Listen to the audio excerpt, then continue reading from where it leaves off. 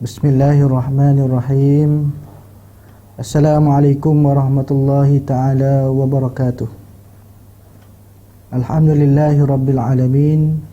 Wassalatu wassalamu ala ashrafil anbiya'i wal mursalin wa ala alihi wa sahbihi ajma'in. Rabbi shrah li sadri wa yassir li amri wa hlul 'uqdatam min lisani yafqahu qawli, amma ba'd. InsyaAllah kita akan bacakan dulu surah Al-Kahfi, 10 ayat daripada surah Al-Kahfi. A'udzu billahi minasy syaithanir rajim. Bismillahirrahmanirrahim.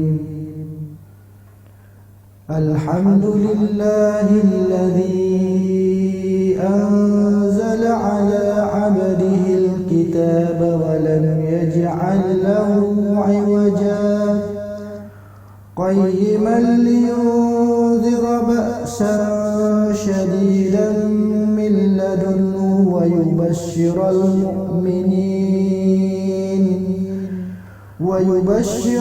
mu'minin alladhina ya'maluna as-salihati anna lahum ajran hasana makithina fihi abada wa yunzira alladhina qalu ittakhadha Allahu walada ma lahum bihi min ilmin wala li'abaihim kaburat kalimatan takhruju min afwahihim in yaquluna illa kadhiba fal'allaka bakhi'un nafsaka 'ala atharihim in lam yu'minu bihadzal hadithi asafa inna ja'alna ma 'alal ardi zinatan laha linabluwahum ayyuhum ahsanu 'amala wa inna laja'iluna ma 'alayha sa'idan jurza am hasibta anna ashabal kahfi war-raqim kanu min ayatina 'ajaba idh awal fityatu ilal kahfi faqalu rabbana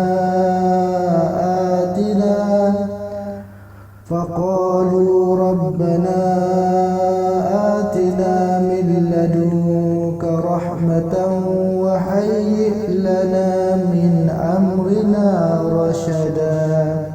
Sadaqallahul azim. Alhamdulillahi rabbil alamin, wassalatu wassalamu ala asyrafil anbiya'i wal mursalin wa ala alihi wa sahbihi ajma'in. Subhanaka la ilma lana ma 'allamtana innaka antal alimul hakim. Wala haula wala quwwata illa billahil aliyil azim.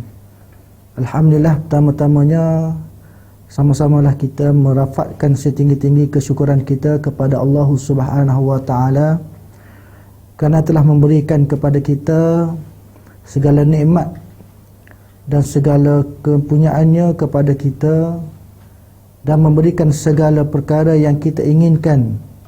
Mudah-mudahan Allah Subhanahu wa taala mengurniakan kepada kita kejayaan di dunia dan juga di akhirat. Alhamdulillah, insya-Allah pada kali ini kita akan mengupas dan juga kita akan membincangkan berkaitan dengan satu sejarah yang tidak asing dan juga tidak kita ketahui sebelum ini, yang mana dalam kisah para nabi dan rasul yang wajib kita ketahui ada 25 orang.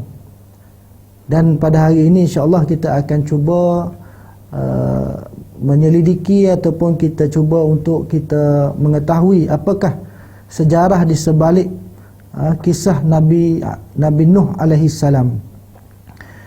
Yang mana Nabi Nuh alaihi salam ini sebagaimana yang kita maklum adalah antara nabi yang terawal. Nabi yang terawal selepas daripada Nabi Adam alaihi salam, iaitu nabi yang ketiga selepas Nabi Adam dan juga Nabi Idris. Jadi Nabi Nuh ini merupakan salah satu daripada 5 rasul ataupun nabi yang digelar sebagai ulul azmi. 5 orang sahaja nabi daripada 25 rasul yang digelar sebagai ulul azmi. Dan Nabi Nuh adalah salah seorang daripada nabi dan juga rasul yang digelar dengan ulul azmi. Jadi apabila digelar dengan ulul azmi, maksudnya kehebatan nabi yang digelarkan dengan ulul azmi ini, mereka menerima pengorbanan dan juga menerima ujian daripada Allah Subhanahu wa taala melebihi daripada nabi-nabi dan juga rasul-rasul yang lain. Baik. Kemudian sebagai pertamanya kita ingin mengetahui bahawa Nabi Nuh alaihi salam ini, sebagaimana yang saya sebut pada awal tadi, merupakan nabi yang ketiga ataupun rasul yang ketiga yang wajib diingat ataupun yang diketahui oleh umat Islam, iaitu ia merupakan keturunan yang ke-10. Keturunan yang ke-10 daripada Nabi Adam AS, yang mana Nabi Nuh ni diutuskan oleh Allah Subhanahu wa taala sebagaimana nabi-nabi yang lain juga. Sama juga dengan rasul dan juga nabi-nabi yang lain, adalah untuk bertanggungjawab untuk menyampaikan tabligh. Jadi kita tahu bahawa nabi dan rasul ni semua mempunyai sifat yang sama, 4 sifat yang sama, iaitu sifat tabligh antaranya, iaitu sifat yang mesti wajib untuk menyampaikan kepada orang ataupun kepada masyarakat ataupun kepada kaumnya pada waktu itu. Jadi Nabi Nuh ini juga salah seorang daripada nabi dan juga rasul yang diutuskan oleh Allah Subhanahu wa taala untuk menyeru umat manusia untuk kembali sujud ataupun menyembah Allah Subhanahu wa taala yang Maha Esa. Dan juga melarang memperhambakan diri selain daripada Allah Subhanahu wa taala. Mana kata dia tidak boleh mensyirikkan Allah Subhanahu wa taala. Manusia tidak boleh menduakan Allah Subhanahu wa taala ataupun mencari Tuhan selain daripada Allah Subhanahu wa taala. Walaupun bagaimana keadaan sekalipun dunia berubah, tetapi tetap kita kena cari penguasa ataupun Tuhan yang sebenar. Jadi nabi, tugas nabi dan rasul ini samanya semua sekali, iaitu untuk menyeru semua manusia ataupun kaumnya pada masa itu untuk kembali menyembah Allah Subhanahu wa taala dan juga memperhambakan diri kepada Allah Subhanahu wa taala, yakni untuk beribadat. Bukan sahaja untuk menjalankan tugas sebagai manusia, sebagai pemimpin, sebagai bapa, sebagai ibu dan sebagai pekerja lainnya, tetapi tugas manusia yang lain juga adalah untuk menyembah Allah Subhanahu wa taala ataupun memperhambakan diri kepada Allah Subhanahu wa taala. Jadi pada waktu itu disebutkan dalam kisah Nabi Nuh ini, manusia tidak menghiraukan seruan Nabi Nuh. Itulah cabaran yang gentingnya di kalangan semua nabi dan juga rasul ini, bila mana seruan daripada rasul-rasul kebanyakannya kaum mereka tidak menghiraukannya. Malah bukan sahaja tidak menghiraukannya, malah memperolok-olokkan, mempermain-mainkan apa yang disampaikan oleh nabi dan juga rasul yang diutuskan kepada mereka. Walau bagaimanapun Nabi Nuh alaihi salam tidak pernah berputus asa. Tidak pernah berputus asa untuk menyampaikan risalah yang diberikan oleh Allah Subhanahu wa taala, yang ditugaskan oleh Allah Subhanahu wa taala kepada baginda. Dan Nabi Nuh juga menyarankan kepada mereka ataupun menakutkan mereka dengan siksaan Allah Subhanahu wa taala. Kerana apa? Kerana apabila mereka ini tidak menyembah Allah Subhanahu wa taala, sudah pasti siksaan Allah Subhanahu wa taala akan datang. Cepat ataupun lambat, nescaya Allah Subhanahu wa taala pasti akan mendatangkan siksaannya. Sebab itulah Nabi Nuh alaihi salam menyuruh mereka ini kembali untuk menyembah Allah Subhanahu wa taala dan mencegah ataupun untuk mengelakkan daripada datangnya bala ataupun seksaan Allah Subhanahu wa taala kepada mereka. Dan seruan Nabi Nuh alaihi salam ini kepada mereka ini diterangkan sendiri oleh Allah Subhanahu wa taala dalam Al-Quran, dalam surah Al-Hud ayat ke-25 hingga 31. A'udzubillahi minasyaitonir rajim. Walaqad arsalna Nuhan ila qaumihi inni lakum nadhirum mubin. Alla ta'budu illallah inni akhafu 'alaikum 'adzaba yaumin 'alim. Faqala al-mala'u alladhi nakafaru min qaumihi ma naraka illa bashara mithlana wa ma naraka ittaba'aka illa alladhina hum araziluna badiyar ra'yi wa ma nara lakum 'alaina min fadlin bal nazunnukum kadhibin ila akhir.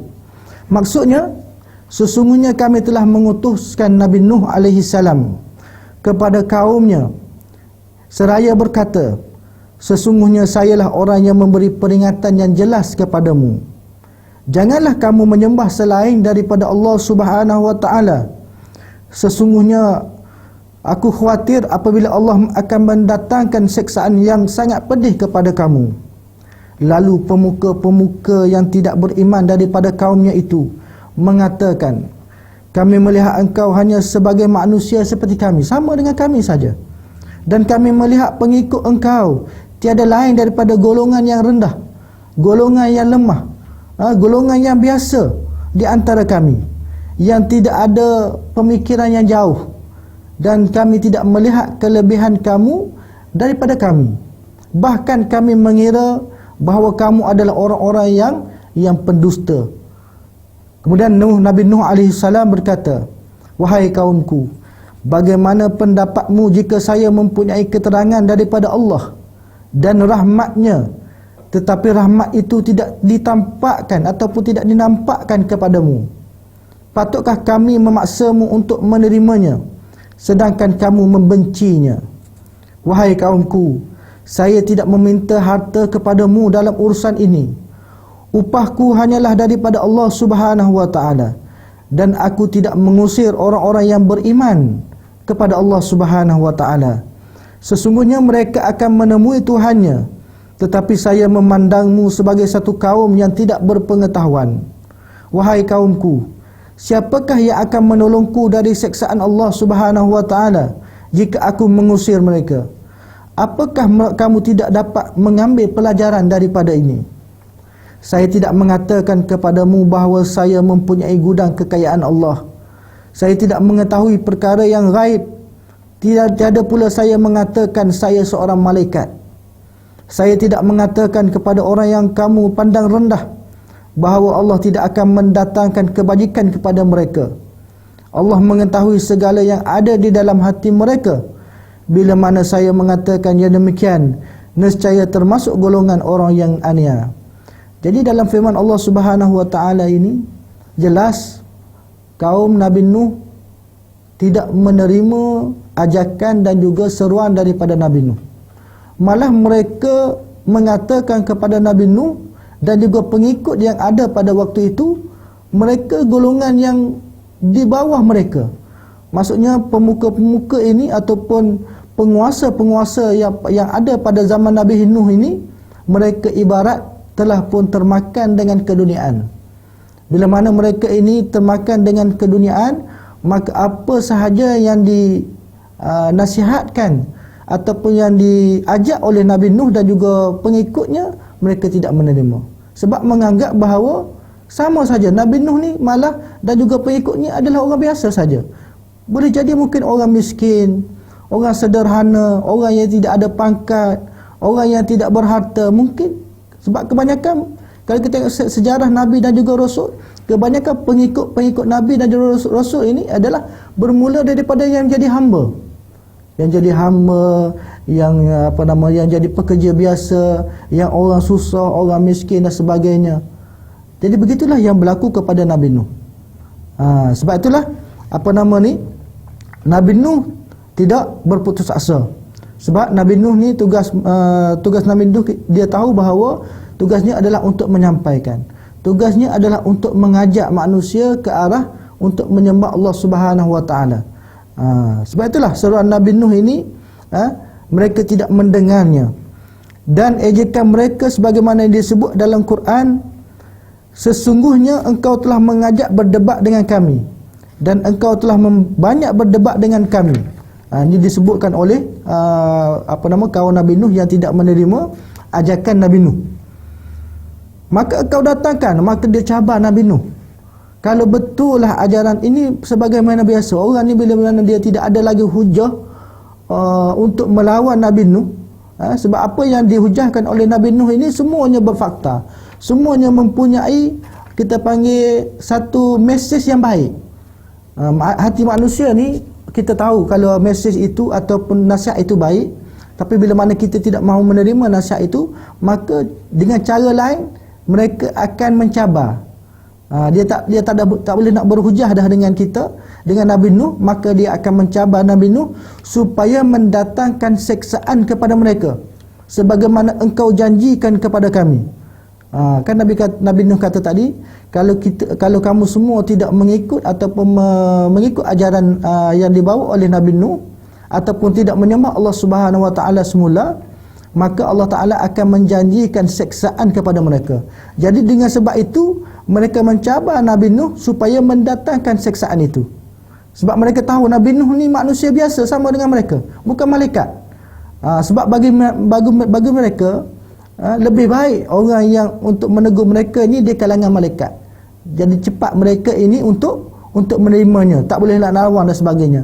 Tapi kalau setakat Nabi Nuh, manusia makan sama dengan kita, tidur sama dengan kita, kalau mengikut kaum Nabi Nuh ni, mereka kata mereka tidak akan menerima lah. Itulah cabaran yang dihadapi oleh Nabi Nuh alaihi salam.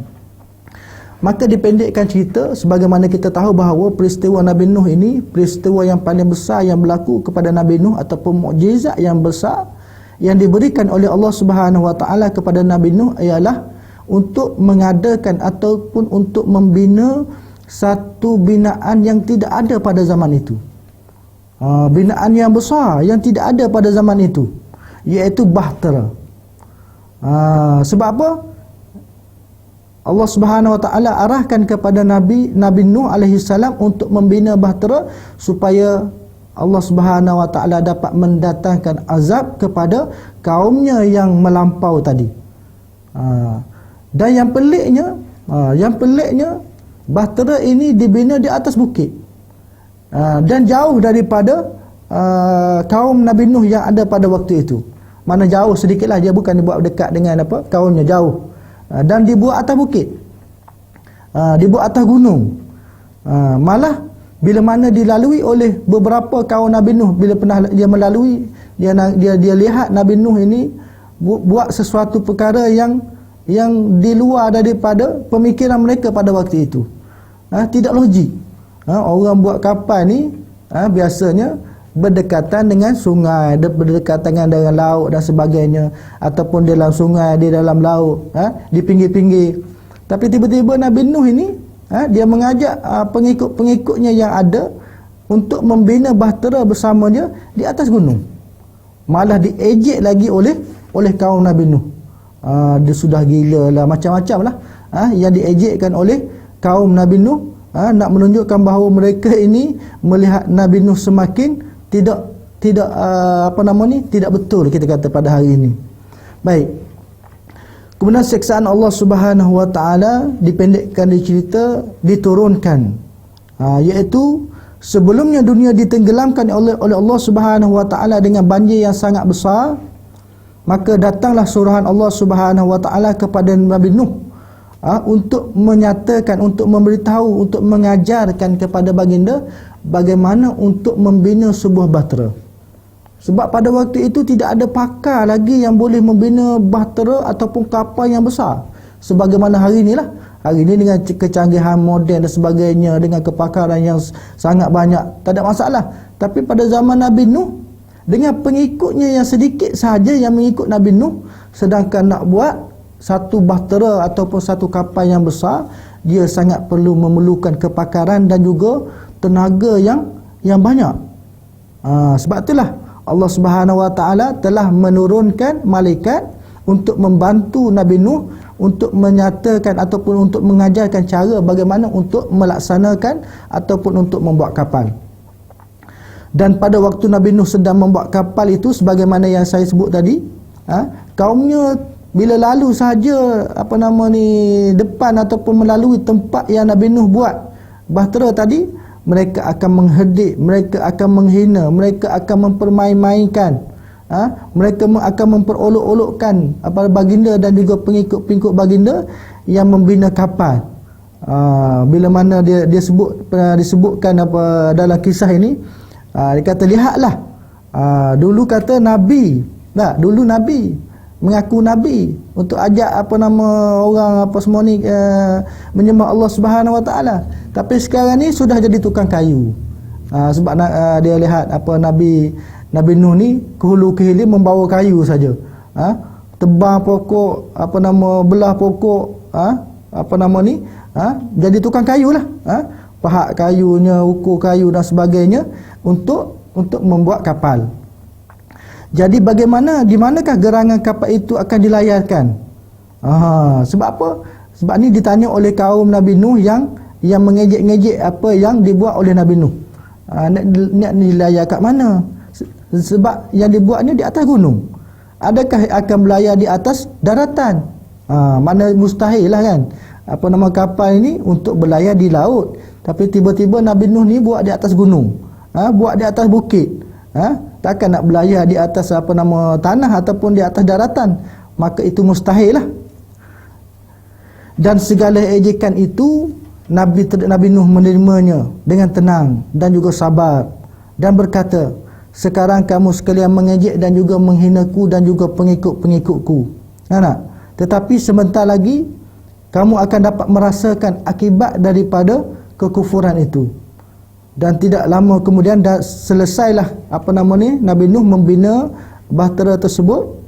Kemudian sebagaimana yang dijanjikan oleh Allah Subhanahu Wa Taala, Allah Taala telah mendatangkan siksaan melalui banjir besar yang melanda kaum Nabi Nuh, dengan yang mana Allah Taala menurunkan hujan turun dengan lebat yang tidak henti-henti, berhari-hari, berminggu-minggu lamanya, daripada atas. Kemudian daripada bawah pula mata air ini bersemburan, makna keluar daripada tanah, daripada bumi, keluar air untuk mempercepatkan proses banjir tersebut. Kemudian bukan setakat banjir, keluar air daripada tanah, hujan yang tidak henti-henti, malah Allah Ta'ala mengutuskan angin badai, puting beliung yang tidak ketinggalan, sehinggalah hari-hari air itu bertambah tinggi. Maka kawasan ataupun tempat yang didiami mereka pada waktu itu oleh kaum Nabi Nuh menjadi lautan yang sangat besar, sehingga kan tidak ada tempat yang tidak ditenggelami oleh air. Ini kita akan lihat betul ke tidak tempat semua itu ditenggelami air. Baik, hal ini telah pun diterangkan oleh Allah Subhanahu Wa Taala dalam surah Al-Hud, yang mana Allah Subhanahu Wa Taala berfirman, maksudnya hingga datang perintah Allah dan telah memancarkan air daripada permukaan bumi. Daripada bumi memancar air tadi, keluar air daripada bumi. Kemudian Allah Ta'ala berfirman lagi, bawalah ke dalam perahu setiap pasangan binatang, yang ada jantan, yang ada betina. Jadi Nabi Nuh diperintahkan supaya membawa binatang yang ada pada waktu itu, setiap jenis berpasangan. Kalau ada itik betina, itik jantan. Kalau ada sapi betina, sapi jantan. Kalau ada apa sahaja binatang, maka bawalah secara berpasangan. Ini perintah Allah Subhanahu Wa Taala kepada Nabi Nuh alaihi salam. Dan juga membawa bersama pengikut Nabi Nuh yang taat, yang mengikut Nabi Nuh bersama dengan keluarga mereka. Kecuali kata Allah Ta'ala, orang yang telah ditentukan oleh Allah Subhanahu Wa Ta'ala akan kebinasaan mereka. Begitu pula bawalah orang-orang yang beriman. Orang yang beriman dengan Nabi Nuh dan juga beriman dengan Allah Subhanahu Wa Ta'ala, Dan tidak ada orang yang beriman bersama Nabi Nuh kecuali sedikit sahaja. Ini disebutkan oleh Allah Subhanahu wa taala, illa qalil. Yang bersama dengan Nabi Nuh ni sedikit saja. Ada riwayat katakan pengikut Nabi Nuh sampai 80 orang sahaja. Kemudian naiklah Nabi Nuh bersama dengan orang yang beriman itu di atas kapal dengan selamat, di atas gelombang yang besar, yang dahsyat, iaitu banjir besar yang berlaku pada waktu itu. Manakala orang-orang kafir yang melarikan diri ini, mereka mencari tempat-tempat yang tinggi yang masih ada pada waktu itu, tak tu tempat gunung-gunung ataupun bukit-bukit yang masih ada tempat tinggi, tetapi sebenarnya air pun telah sampai ke atas puncak gunung yang tinggi sehingga mereka tidak berdaya lagi, dan juga habislah mereka ditelan oleh gelombang yang besar. Kemudian sebagaimana yang kita maklum bahawa Nabi Nuh ni dia ada anak. Nabi Nuh ni dia juga ada anak. Tetapi sayangnya anak-anak Nabi Nuh ni sebagaimana yang kita ketahui bahawa tidak mengikut ataupun tidak beriman dengan Allah Subhanahu wa taala. Jadi pada waktu gelombang yang kuat itu, Nabi Nuh terlihat akan anak dia. Anak dia yang dinamakan sebagai Kan'an. Dia melihat anak kandungnya sendiri yang hampir-hampir tenggelam. Kemudian Nabi Nuh menyeru kepada anaknya supaya cepatlah naik. Kapal dah ada dah. Ayah dia pun dah ada di atas kapal. Nabi Nuh dah ada di atas kapal dengan pengikut-pengikutnya. Mengajak anak kandungnya yang hampir tenggelam tadi untuk bersama dengan dia agar selamat. Yang ini diterangkan oleh Allah Subhanahu wa taala dalam surah Al-Hud ayat yang ke-42, yang maksudnya, wahai anakku, naiklah ke atas kapal bersama dengan kami, dan janganlah engkau ikut bersama-sama dengan orang yang kafir kepada Allah Subhanahu wa taala. Namun yang malangnya jawab anaknya sebagaimana yang diterangkan dalam Quran. Allah Taala rakamkan dalam Quran apa jawapan daripada anak Nabi Nuh sendiri. Iaitu dalam ayat surah yang sama, surah Hud ayat ke-43, sambungan daripada ayat 42 tadi, yang mana anak Nabi Nuh menjawab, saya akan naik ke atas gunung yang akan menyelamatkan saya daripada bala bencana ini, daripada topan ini, daripada banjir ini. Mana dia nak juga cari tempat lain. Dia tidak mahu ikut ajakan ayahnya sendiri. Manakala Nabi Nuh AS menyahut, hari ini tidak ada seorang pun yang dapat selamat daripada siksaan Allah Subhanahu wa taala. Tak ada orang dah selamat, kecuali orang yang dikasihi oleh Allah Subhanahu wa taala. Lalu gelombang itu membatas, yakni memisahkan di antara keduanya, hingga ia termasuk golongan orang yang ditenggelamkan oleh Allah Subhanahu wa taala. Jadi anak Nabi Nuh ini tergolong daripada golongan yang Allah Taala murkai dan tidak diselamatkan oleh Allah Subhanahu wa taala, ataupun tidak dapat diselamatkan oleh Nabi Nuh sendiri akan anaknya. Demikianlah juga siksaan Allah Subhanahu wa taala sudah datang. Maka sekalipun anak kandung baginda Nabi sallallahu alaihi wasallam, baginda Nabi Nuh alaihi salam, tidak akan dapat menolong apabila durhaka kepada Allah Subhanahu wa taala.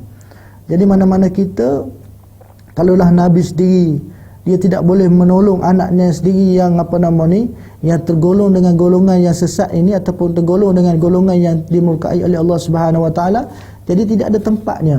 Walaupun ayahnya seorang yang mulia, ayahnya seorang tok guru, ayahnya seorang ustaz, ayahnya seorang yang alim, tetapi anaknya bila mana dia tidak mentaati Allah Subhanahu wa taala, maka tidak dapat ditolong oleh ayahnya tadi yang mulia di sisi Allah Subhanahu wa taala, yang alim dan sebagainya.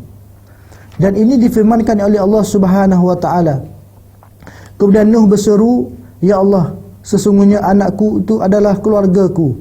Sesungguhnya janji Allah Ta'ala benar, dan engkaulah seadil-adilnya yang memberi hukuman. Kemudian Allah Ta'ala berfirman, wahai Nuh, sesungguhnya anakmu itu bukanlah keluargamu. Apa maksud bukan keluargamu? Kata Allah Ta'ala dalam firman ini, bermaksud bila mana dia tidak seagama dengan kamu. Tetap anak kamu, tetapi bila mana tidak seagama dengan kamu, Kerana itu ia telah mengerjakan perbuatan yang tidak baik, iaitu kufur dengan Allah Subhanahu Wa Taala. Sebesar-besar dosa adalah kufur dengan Allah Taala ataupun syirik dengan Allah Subhanahu Wa Taala. Sebab itulah Allah Taala sebut dalam Quran, janganlah engkau meminta segala sesuatu yang tidak engkau ketahui. Maknanya selepas anak Nabi Nuh ini ditenggelamkan oleh Allah Subhanahu Wa Taala, masih ada lagi rasa kasihan anak sendiri kan. Jadi Nabi Nuh ada anak sendiri, kasihan lagi anak dia. Jadi doa dengan Allah Taala supaya diampunkan dosa anak dia ni. Biarlah anak dia ditempatkan di tempat yang benar sebagaimana yang bagi dia ada. Mana untuk memberikan pelajaran yang baiklah kepada anak dia, mana nak boleh nak selamatkan lagi anak dia. Tapi Allah Taala sebut, jangan kamu meminta lagi sesuatu yang telah engkau tidak ketahui. Kerana sesungguhnya kata Allah Subhanahu Wa Taala, aku telah memberikan pelajaran kepada engkau supaya engkau tidak termasuk golongan orang yang tidak berpengetahuan. Jadi Allah Taala ajar kepada Nabi Nuh bahawa orang yang telah menerima nasibnya dengan tidak mengikut ajakan daripada Nabi ataupun Rasul, maka mereka akan diazab oleh Allah Subhanahu Wa Taala. Tidak kira siapa dia, anak ke, isteri ke, bapa saudara ke, jiran kita ke, rakan kita yang baik dengan kita sekalipun, tidak akan dapat ditolong oleh Allah Subhanahu Wa Taala. Kemudian Nabi Nuh alaihi salam memohon ampun kepada Allah Subhanahu Wa Taala.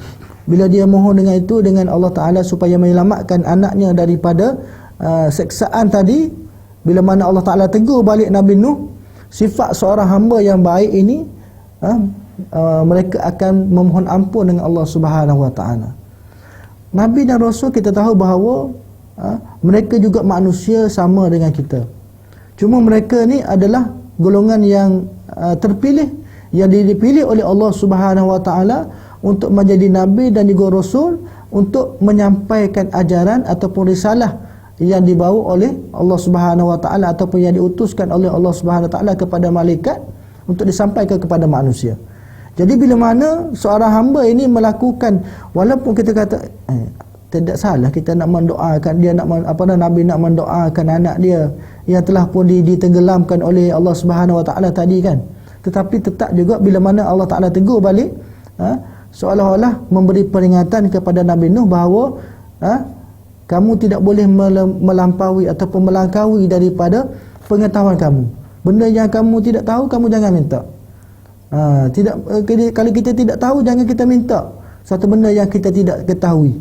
Itulah teguran daripada Allah Subhanahu Wa Taala kepada Nabi Nuh, menyebabkan Nabi Nuh memohon ampun dengan Allah Subhanahu Wa Taala. Dan ini juga termaktub ataupun yang ditulis oleh Allah Subhanahu Wa Taala dalam Quran, yang mana Nabi Nuh memohon, ya Allah, ni kita boleh kita boleh baca dalam doa kita, dalam selepas solat kita ataupun selepas solat sunat dan sebagainya, kita boleh ambil kan, banyak dalam Al-Quran ini. Dan juga Allah Taala rakamkan dalam Quran ini bagaimana nabi-nabi dan juga rasul ini memohon ampun ataupun beristighfar dengan Allah Subhanahu Wa Taala. Nabi Nuh memohon ampun dengan Allah Subhanahu Wa Taala sebagaimana disebutkan dalam Quran, qala rabbi inni a'udzubika an as'alaka ma laysa li bih ilmun wa illa taghfirli wa tarhamni akun minal khasirin. Pendek saja, tapi mempunyai satu makna yang luas, menunjukkan bahawa begitu patuhnya Nabi Nuh kepada Allah Subhanahu Wa Taala, begitu taatnya Nabi Nuh alaihi salam kepada Allah Subhanahu Wa Taala. Sebab Nabi dan Rasul ni kita tahu bahawa mereka ini sangat dekat dengan Allah Subhanahu Wa Taala. Mereka dapat merasakan kehadiran ataupun kewujudan Allah Subhanahu Wa Taala melebihi daripada kita manusia biasa. Sebab mereka ini adalah golongan utusan yang disampaikan wahyu kepada mereka. Kalau tidak ada wahyu yang disampaikan kepada mereka, mereka tidak akan mampu untuk menyampaikan kepada kita hari ini. Macam Nabi kita, Nabi Muhammad sallallahu alaihi wasallam menerima wahyu, barulah dia dapat sampaikan kepada kita, dapat menerangkan kepada kita. Begitu juga nabi-nabi yang lain, termasuklah Nabi Nuh. Ya Allah, kata Nabi Nuh, sesungguhnya aku berlindung kepada engkau dan memohon kepadamu hal yang tidak aku ketahui. Maknanya Nabi Nuh memohon ampun, berlindung dengan Allah Subhanahu Wa Taala daripada perkara yang tidak dia ketahui. Betul, kita kena berlindung. Kita tak tahu masa depan kita, esok hari macam mana kita, yang terjadi dengan kita tak tahu. Kita tidak tahu. Jadi dengan kita meminta dengan Allah Subhanahu Wa Taala berlindung. Macam kita kes hari ni, kes Covid. Adakah sebelum berlakunya Covid-19 ini kita dah tahu dah? Mungkin segelintir daripada saintis dan sebagainya mungkin ada dia buat kajian dan sebagainya, mungkin dia tahu, tapi dia tak boleh nak memutuskan benda tu akan berlaku. Dia akan jadi macam ramalan kan. Orang kata ada ramalan, kata setiap 100 tahun sebagaimana yang berlaku 100 tahun dulu pernah berlaku wabak sebagaimana yang ada pada hari ini. Jadi setiap 100 tahun ni biasanya akan berlaku. Itu ramalan. Kita tak tahu pun benda tu akan berlaku ke tidak. Tetapi yang dah berlaku yang lepas baru kita tahu. Oh, tak 100 tahun lepas dah berlaku. 200 tahun lepas mungkin juga telah pernah berlaku.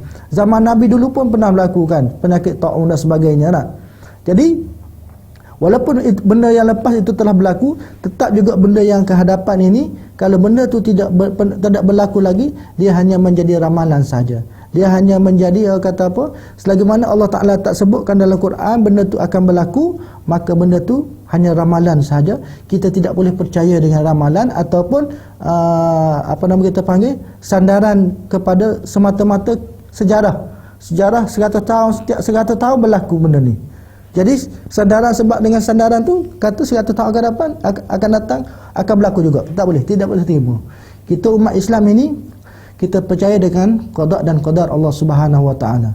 Sebab itulah apa yang disebutkan oleh Allah Subhanahu Wa Taala Al-Quran, benda yang telah berlaku, benda yang sedang berlaku dan yang akan berlaku, itu kita kena percaya. Sebagaimana hari kiamat disebutkan oleh Allah Subhanahu Wa Taala, akan berlaku hari kiamat. Hari kiamat ni berlaku akan datang. Tu kita kena percaya. Tetapi bila berlaku hari kiamat itu, sama ada 100 tahun lagi ke, 1000 tahun lagi ke, ataupun berapa ribu tahun lagi ke, kita kena percaya. Kita kena percaya yang tu. Cuma bilanya itu dirahsiakan oleh Allah Subhanahu Wa Taala. Nabi sendiri ditanya oleh malaikat yang menyamar sebagai manusia. Malaikat pernah menyamar sebagai manusia dalam hadis yang panjang. Pernah ditanya, malaikat pernah tanya kepada Rasulullah untuk menguji Rasulullah, bilakah berlakunya hari kiamat. Sedangkan para sahabat lain lihat tak kenal pun siapa ni orang ni, lelaki ni kan. Tiba-tiba tanya pasal bila berlaku hari kiamat. Nabi kata orang yang ditanya itu lebih mengetahui daripada orang yang ditanya. Maksud kata malaikat yang sedang tanya kepada Nabi itu, malaikat mungkin lebih tahu daripada baginda. Yang baginda boleh beritahu ialah tanda-tanda dia. Itu ada dalam hadis, tanda-tanda bagaimana untuk berlakunya kiamat. Yang tu cerita lain lah. Tapi nak sebutkan bahawa kalau ada benda yang diceritakan oleh Nabi SAW ataupun dalam Quran, benda yang akan berlaku akan datang, itu kena wajib percaya. Tapi kalau setakat benda yang tidak ada dalam Quran ini, sebagaimana yang Nabi Nuh tadi memohon ampun dengan Allah Subhanahu Wa Taala untuk berlindung daripada Allah Taala daripada perkara yang tidak dia ketahui. Banyak sebenarnya tidak diketahui oleh manusia daripada Nabi, walaupun dia Rasul, walaupun siapa sekalipun dia. Kita ni manusia ni terbatas. Sebab itulah kita tidak tahu. Kajian kita boleh buat setakat kajian, tetapi keputusannya oleh Allah Subhanahu Wa Taala. Baik. Dan sekiranya engkau tidak memberi ampun dan rahmatmu kepada aku, nescaya aku tergolong golongan orang yang rugi. Jadi kalaulah Allah Taala tidak mengampunkan Nabi Nuh alaihissalam, maka sudah tentu Nabi Nuh juga termasuk orang-orang yang rugi, sebagaimana orang yang telah pun dibinasakan oleh Allah Subhanahu Wa Taala. Jadi setelah orang kafir binasa, dia telah dilanda banjir besar yang amat hebat itu, barulah air surut dan kering setelah diperintahkan oleh Allah Subhanahu Wa Taala. Semua berlaku di atas muka dunia ini. Kalau kita lihat dalam sejarah ataupun dalam kisah Nabi Nuh alaihissalam ini, setiap benda yang berlaku ni mesti mendapat perintah daripada Allah Subhanahu Wa Taala. Banjir besar untuk berlaku, banjir besar ni Allah Taala perintahkan juga untuk hujan turun dengan lebat, air daripada tanah untuk keluar. Kemudian berlaku kepada Nabi Ibrahim yang dibakar hidup-hidup. juga diperintahkan oleh Allah Subhanahu Wa Taala kepada api untuk sejuk. Semuanya adalah perintah Allah Taala. Benda yang berlaku di atas muka bumi ini, walaupun dalam kalau kita fikir benda tu tidak baik sekalipun, tetap mendapat perintah daripada Allah Subhanahu Wa Taala. Tengok firman Allah Subhanahu Wa Taala, bagaimana Allah Taala memerintahkan supaya air ini surut. Dalam surah yang sama, surah Al-Hud juga, Allah Taala perintahkan kepada, wahai bumi, telanlah air, wahai langit, tahanlah hujan. Tengok, Allah Ta'ala perintahkan bumi untuk telan air dan perintahkan langit untuk menahan hujan. Kemudian surutlah air dan selesailah azab Allah Subhanahu Wa Ta'ala. Sedangkan perahu Nabi Nuh AS telah pun mendarat di atas bukit yang bernama Al-Judi, dekat dengan yang ni berlaku banyak perdebatan sehingga hari ni lah. Walaupun sudah ada kesan peninggalan bahtera Nabi Nuh tu sudah nampak kini sekarang, tetapi masih diperdebatkan lagi lah.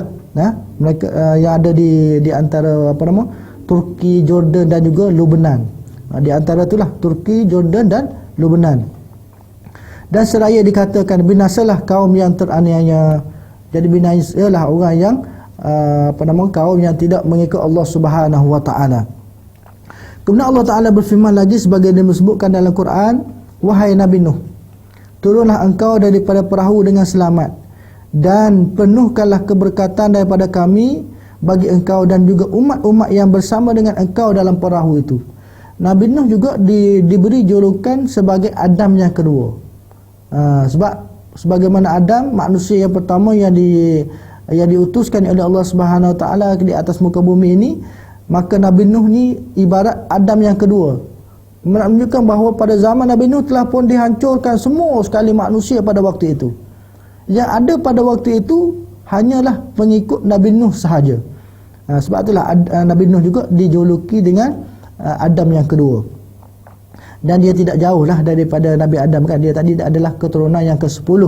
Kalau tengok jarak Nabi Adam sampai ke Nabi Nuh ni hanya 10 generasi saja, 10 generasi hingga sampai ke Nabi Nuh. Tapi bayangkan selepas daripada Nabi Adam AS meninggal ataupun wafat, kemudian diikuti dengan Nabi Idris, dan Nabi Idris wafat, kemudian sela masa tu kita kata mungkin beberapa beratus tahun, tetapi bagaimana mereka kaum Nabi Nuh ini ataupun pengikut selepas daripada Nabi Adam dan juga Nabi Idris tadi, mereka kembali memuja berhala.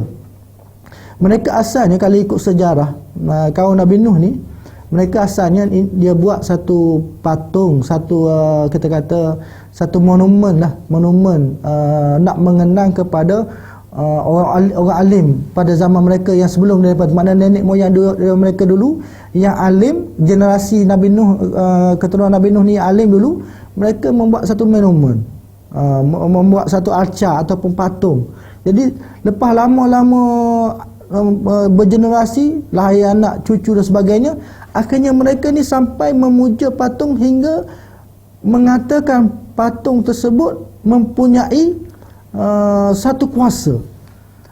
Itulah lahirnya mereka ini akhirnya menyembah kepada berhala.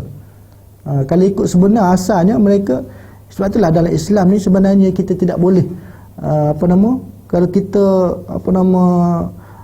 sayang dengan pemimpin kita sekalipun, jangan sesekali kita ni sampai mereka patung ataupun acar untuk peringatan kepada pemimpin ataupun siapa sahaja pada zaman kita ini. Sebab akhirnya bila mana dibuat sebagaimana kaum Nabi Nuh tadi, asalnya daripada mereka ini untuk menghormati keturunan mereka yang dulu, yang alim, yang baik, akhirnya menjadi penyembahan kepada berhala.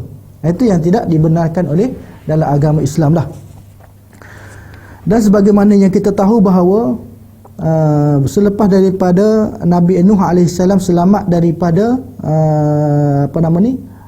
bahtera ataupun selamat daripada banjir besar tadi, maka Allah Ta'ala perintahkan supaya Nabi Nuh tadi untuk kembali untuk membina semula masyarakat ataupun kaumnya ataupun dengan pengikut-pengikutnya, supaya mereka ini dapat mengembalikan kedudukan ataupun kehidupan manusia semula. Sebagaimana Allah Ta'ala sebut, sebahagian di antara kamu itu ada pula umat-umat yang nanti akan kami berikan kesenangan di atas dunia ini. Tengok. Jadi selepas daripada berlakunya bencana besar itu, kita kata satu azab Allah Ta'ala yang pedih pada waktu itu, Allah Ta'ala menjanjikan bahawa ada kesenangan. Sebagaimana kita biasa dengar kan, setiap ada kesusahan pasti ada kesenangan akan datang. Kita percaya macam tu. Allah Ta'ala ni adil dengan kita semua. Dia tak adalah walaupun orang tu susah daripada lahir sampailah ke mati contohnya. Kalau kita lihat, ada orang susah daripada lahir sampailah ke tua. Tapi dalam masa susah itu, kita asyik tahu ataupun kita tidak tahu bahawa di tengah-tengahnya ataupun di awal ataupun di akhirnya, mungkin mereka ada kesenangan yang mereka dapat hasil daripada Allah Ta'ala berikan kepada mereka. Kita tidak tahu. Tetapi Allah Ta'ala janjikan kepada kaum Nabi Nuh, mereka akan diberikan kesenangan di atas muka bumi ini. Kemudian kami akan timpakan atasnya siksa yang pedih. Tengok. Tetapi Allah Ta'ala janjikan juga bahawa bila mana mereka ini kembali melakukan perbuatan yang yang tidak betul, yang tidak mengikut ajaran yang dibawa oleh Nabi Nuh, maka mereka akan dapat siksaan daripada Allah Subhanahu Wa Ta'ala. Sehinggalah hari ini sebenarnya, walaupun kita kata kita ni adalah kaum ataupun umat Nabi Muhammad sallallahu alaihi wasallam, tapi juga kita tidak terlepas daripada perkara-perkara yang mungkin membawa kemurkaan Allah Subhanahu Wa Ta'ala. Bila mana dunia hari ini rosak, maka sudah tentu Allah Ta'ala akan murka dengan kita semua. Tidak terkecuali siapa sahaja di atas muka bumi ini, bila mana Allah Ta'ala nak menurunkan azab dia, nak menurunkan ujiannya, maka akan terkenanya semua sekali. Orang tu baik ke, orang yang tidak baik ke, orang sederhana ke, orang kaya ke, orang miskin ke, semua akan terkena tempias daripada hasil daripada perbuatan manusia yang ada pada hari ini. Baik, dan akhirnya Nabi Nuh AS ini, bila mana kita lihat dalam sirah dia, Nabi Nuh ni Nabi yang sangat baik, Nabi yang sangat cintakan dengan pengikut-pengikut dia, sehingga kan sering Nabi Nuh diceritakan sering menangis memikirkan umatnya yang sangat derhaka kepada Allah Subhanahu Wa Ta'ala.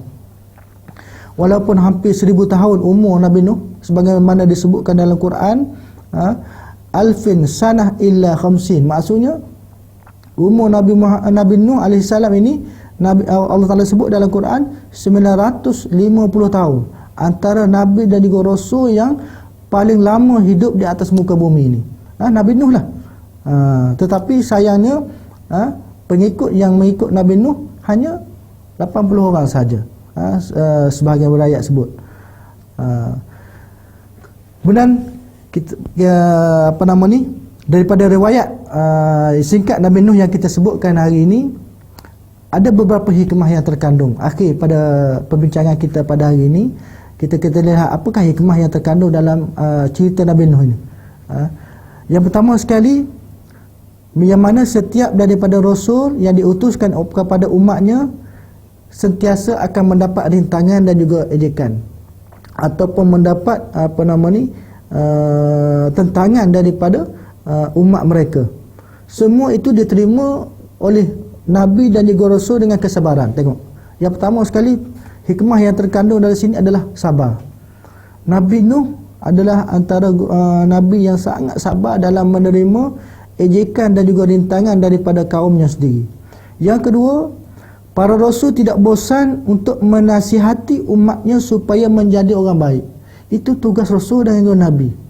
Mereka tidak boleh berkecil hati, mereka tidak boleh kita kata berputus asa, tetapi malah mereka ini mestilah sentiasa menyampaikan nasihat yang baik kepada kaumnya ataupun umatnya supaya menjadi orang yang baik. Yang ketiga, jika umat manusia sudah keterlaluan durhakanya kepada Allah Ta'ala, maka dunia lagi Allah Ta'ala akan mendatangkan siksaan Allah Subhanahu Wa Ta'ala kepada mereka. manusia ni, hikmah yang ada dalam kisah Nabi Nuh ini, bila mana mereka ni keterlaluan, maka sudah pasti Allah Ta'ala akan mendatangkan seksaan kepada mereka. Yang keempat, apabila seksaan telah datang, maka semua yang durhaka akan dimusnahkan oleh Allah Subhanahu Wa Ta'ala. Sekalipun keluarga para nabi, keluarga rasul, keluarga orang yang baik, keluarga orang yang soleh, kalau mereka ini tidak mengikut Allah Subhanahu Wa Ta'ala, maka Allah Ta'ala akan musnahkan mereka. Dan tiada kuasa yang dapat menyelamatkan keturunan mereka ataupun keluarga mereka. Dan akhir sekali, hikmah yang terakhir yang terkandung dalam kisah ataupun sejarah Nabi Nuh AS ini, walaupun keluarga sendiri disebut, tetapi apabila keluarga mereka tidak berlainan agama, ia bererti bukan keluarga lagi. Maksud bukan keluarga di sini, maksudnya dia bukan lagi agama yang sama dengan kita. Jadi amalan, bila mana kita ni tidak sama agama dengan keluarga kita, maka kita kena berubah. Kalau dulu mungkin agama kita lain daripada agama Islam, maka kita kena berubah daripada amalan agama yang dahulu kepada agama yang sekarang ataupun agama Islam. Kalau agama Islam membenarkan benda ni, baru kita boleh buat. Kalau agama Islam tidak membenarkan perkara tersebut, maka kita tidak boleh buat, walaupun asalnya agama dulu ataupun ajaran dulu membenarkan perkara tersebut. Jadi itulah antara 5 hikmah yang terkandung dalam sejarah Nabi Nuh ini, Nabi Nuh AS ini. Mudah-mudahan kita dapat mengambil iktibar daripada kisah Nabi Nuh AS ini yang ada terkandung dalam Quran penuh, dalam surah Al-Hud tadi yang kita baca, dan juga dalam surah Nuh sendiri banyak diceritakan berkaitan dengan bagaimana kaum Nabi Nuh ini ditimpakan azab oleh Allah Subhanahu Wa Taala. Semoga menjadi pelajaran kepada kita semua. Mudah-mudahan kita semua tidak tergolong daripada golongan yang mana menderhakakan kepada Allah Subhanahu Wa Taala. Itulah sebenarnya sisi yang penting dalam kisah Nabi Nuh ini, yang mana kita sendiri pada hari ini merupakan umat Nabi Muhammad sallallahu alaihi wasallam, yang kita dapat ajaran ataupun mendengar sendiri, masih ada lagi Al-Quran, yang mana Al-Quran ini adalah mukjizat yang besar yang diberikan kepada Nabi kita, Nabi Muhammad sallallahu alaihi wasallam, yang ada sehingga kita pada hari ini, maka kita gunalah, kita amalkanlah Al-Quran ini sebagaimana dalam kehidupan kita. Mudah-mudahan Allah Subhanahu Wa Taala merahmati kita, akan mengampuni kita daripada setiap perkara yang kita lakukan kesalahan. Sebab Allah Taala, kita yang berbeza, kita umat Nabi Muhammad ini, Allah Ta'ala tangguhkan dulu seksaan Allah Subhanahu Wa Ta'ala itu. Yang datang pada hari ini sebenarnya ujian kepada kita. Dia bukan seksaan, tapi ujian kepada kita supaya kita kembali kepada Allah Subhanahu Wa Ta'ala, dan mudah-mudahan Allah Subhanahu Wa Ta'ala menggolongkan kita daripada golongan-golongan yang taat dengan Allah Subhanahu Wa Ta'ala, dan menjadi hamba Allah Subhanahu Wa Ta'ala yang bertakwa, yang diperintahkan oleh Nabi sallallahu alaihi wasallam. Jadi apa yang disampaikan pada hari ini, mudah-mudahan kita dapat terima. Yang mana yang kurang ataupun yang lemah itu kita buang jauh-jauh, kan. Kita ambil yang baik-baik, yang apa yang disampaikan pada hari ini. Yang mana saya sampaikan ini adalah untuk menasihati diri saya sendiri sebenarnya, dan juga untuk kita untuk kita mengetahui berkaitan dengan Nabi Nuh ini, maka pembacaan kita kena lebih lagi. Saya mohon supaya para penonton sekalian boleh dapatkan kisah-kisah ini daripada sumber-sumber yang autentik lah, ataupun sumber-sumber yang premier, yang betul, yang benar. Sebab ada juga kisah-kisah Israeliat, yang tu kita kena hati-hatilah. Jadi kita kena boleh ambil sama ada daripada Al-Quran sendiri, tafsir Al-Quran. Sebenarnya dalam tafsir pun diceritakan juga berkaitan dengan ayat-ayat yang kita bacakan tadi, kisah-kisah Nabi Nuh dan sebagainya. Jadi kita boleh ambil ibrah di situ, pengajaran di situ, untuk kita gunakan dalam kehidupan kita hari ini. Jadi segala yang baik itu daripada Allah Subhanahu Wa Taala, yang lemah itu daripada kekurangan daripada saya sendiri, dan hakikatnya daripada Allah Subhanahu Wa Taala. Saya sudahi dengan wabillahi taufiq wal hidayah. Wassalamualaikum warahmatullahi taala wabarakatuh.